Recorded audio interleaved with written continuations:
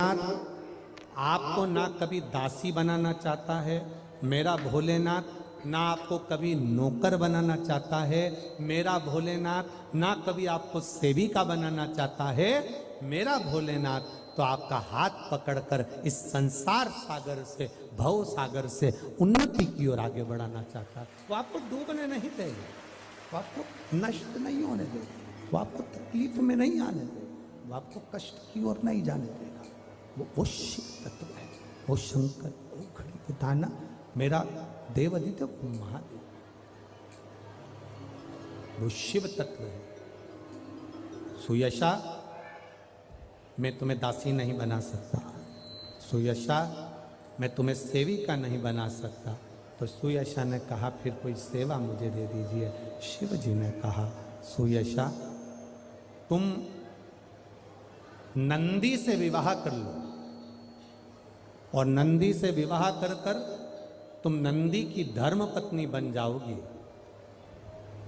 और नंदी की अगर धर्म पत्नी तुम बन गई तो जिस जगह पर नंदी मेरे मंदिर के बाहर बैठा रहेगा,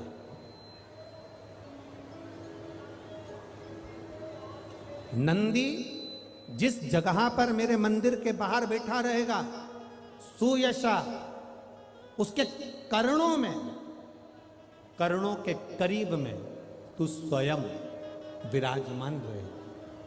सुयशा, जब कोई नारी, जब कोई पुरुष, जब कोई बच्चा, जब कोई बुजुर्ग, जब कोई भी संसार सागर में रहने वाला मानव मेरे मंदिर में आएगा और नंदी के कान में कुछ कहकर जाएगा, तब तू उसको सुनकर माँ पार्वती से कहेगी। और पार्वती जब मेरे साथ प्रतिदिन प्रदोष काल में, प्रदोष के समय, शाम के समय भ्रमण पर जब पार्वती मेरे साथ जाएगी, तो पार्वती मैया जिसके सामने नंदी को रोक देगी, मैं उसके ऊपर कृपा करते हुआ चले जाऊंगा। ये हमारा भाव शिव महापुराण की कथा वर्णन कर रही है।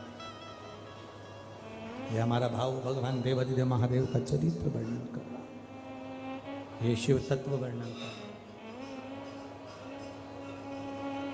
कितने लोग हैं जो भगवान नंदी के कानों में कुछ कहकर आते हैं? बोले हो कभी? सीधे बोल देते हो क्या जाकर? नंदी के कानों में कहने का भी एक तरीका है, आप लोगों को मालूम होगा वो तरीका? नहीं मालूम?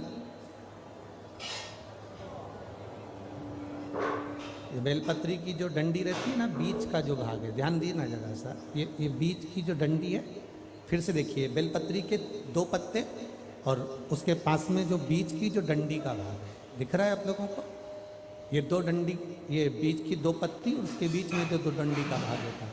जब हम देवादिदेव महादेव से कोई बात कहने वाले होते हैं ना कि बाबा बहुत दुखी हूँ, बाबा बहुत तकलीफ चल रही है, बाबा मैंने एक कंपटीशन एग्ज़ाम में परीक्षा दी है, बाबा मेरे जीवन में ये तकलीफ हो रही है बाबा, तब इस बेलपत्री की जो ये डंडी होती है, इस उंगली से, इस अंगुष्ठ से इस डंडी को पकड़ा जाता और बाबा के कर्ण में कहने से पहले ये हाथ को नंदी के ऊपर रखकर फिर हम बाबा के नंदी के कानों में कहते हैं, और चलते समय इस बेलपत्र को अशोक सुंदरी की जगह पर चढ़ाकर वापिस सजाते हैं। देव आदिदेव महादेव को पार्वती की बात मानना ही पड़ती है और वो कहना ही।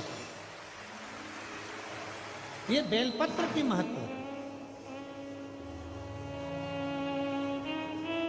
ये जितना फल एक बेलपत्र की पत्ती में, उतना की उतना फल। हम आपसे फिर कहेंगे, कभी मौका मिल जाए जिंदगी में, कभी तुम्हारे जीवन में अगर मौका मिले और कहीं बेलपत्री का वृक्ष मिल जाए जिसकी छांव तुम्हारे ऊपर पड़ रही हो, तुम्हारे ऊपर अगर बेलपत्री की छांव पड़ रही हो, उसके नीचे बैठकर कभी मौका मिले, एक बेलपत्री का पत्ता मात्र रखकर आप शिव जी का नाम लेकर जल भी अगर समर्पित कर रहे हो ना, तो वो 12 ज्योतिर्लिंग को जल चढ़ाने के बराबर फल प्रदान कर। एक बेलपत्री का पत्ता, एक बेलपत्री का वृक्ष, एक बेलपत्री के वृक्ष की छांव हमारे जीवन को कृतार्थ कर देती है, धन्य कर देती है, कृतार्थ। एक्सक्यूज मी, एक इनाम